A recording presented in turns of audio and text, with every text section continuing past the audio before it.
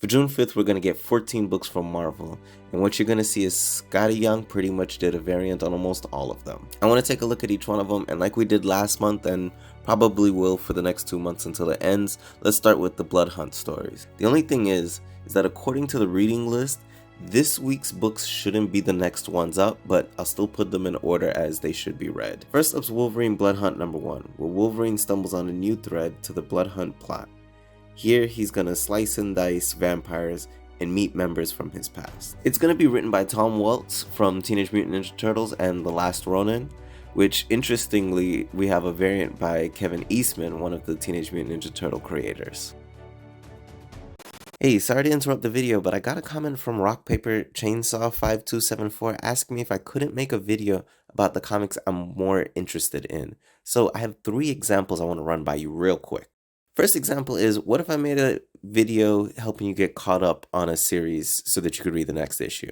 Before you read Get Fury number 2, let me help you get caught up. The year is 1971 and the Vietnam War is going on. Nick Fury just got captured. By this point, he's already a colonel, and he knows way too many of America's secrets, including their strategies for the war. The enemy means business.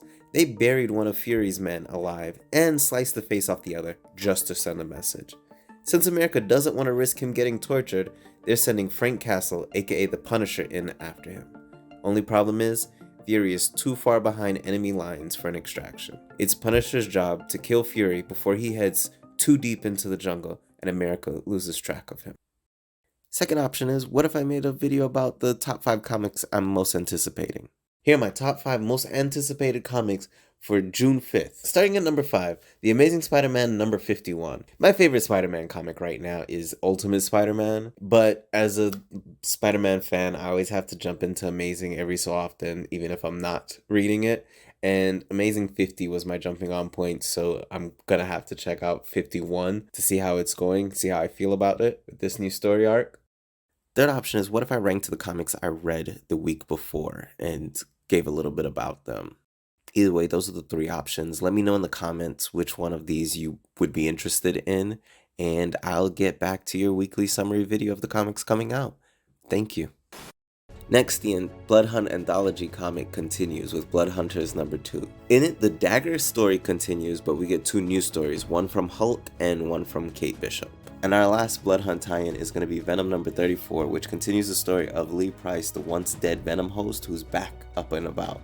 Now, this is going to be important because after Blood Hunt, the next event is Venom War, and if you're going to be interested in that, you're probably going to want to know about this. Next, we have my most anticipated comic for the week, The Ultimates number 1. I really liked it because I liked the Ultimates and the Ultimate Universe when it first came out, and I'm liking it so far. So this should take place 6 months after Ultimate Spider-Man starts, where Tony Stark has actually finished assembling some heroes to go on and take on the Maker's Council. So far, it looks like that team's gonna consist of Tony Stark, Iron Lad, Captain America, Doom, Thor, Sif, and probably an Ant-Man, maybe a Wasp based off of one of the variants. So not only has the Green Goblin returned, the Sinister Six is back. And how is Spider-Man gonna deal with this in his current situation?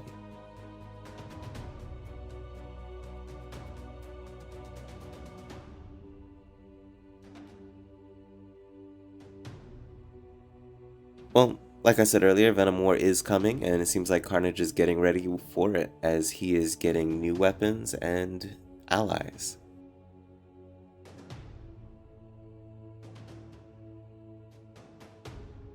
Frank Castle has begun his journey towards Nick Fury, but his mission is to take him out. X-Men number 35 has legacy numbering of Uncanny X-Men number 700. So as you can imagine, with it being the 700th issue, it's going to be an oversized issue, full of different stories from old X-Men writers and artists, including probably my most anticipated, Chris Claremont.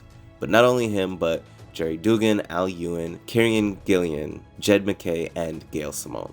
As this takes place after the Krakoan Age, but still before Rise from Ashes, I imagine we're going to take this time to look back at the X-Men and plant some seeds as to what's going to come.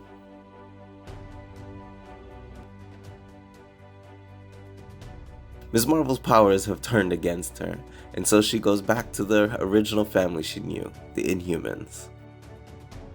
Johnny Blaze is coming for the Spirit of Vengeance, but Johnny's gonna need to stop the Hood before he finishes taking over Chicago.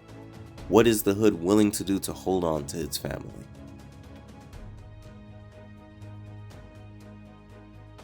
Here we get the conclusion of the What If Venom series, where in each issue, the Venom symbiote has taken on different characters of the Marvel Universe. In this issue, the Venom symbiote bonds with Moon Knight.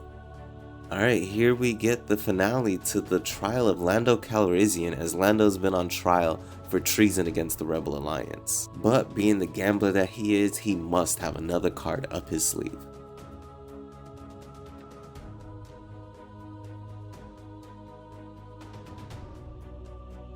Teshariq, Lorana D, and Seeker on a dangerous mission, and the Jedi aren't able to help. The Minister of Advancement has been revealed along with his diabolical experiments.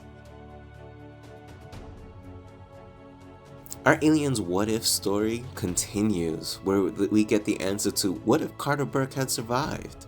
It looks like it might not be good for him. He might be about to die a more horrible death, as he is on a mining asteroid full of xenomorphs.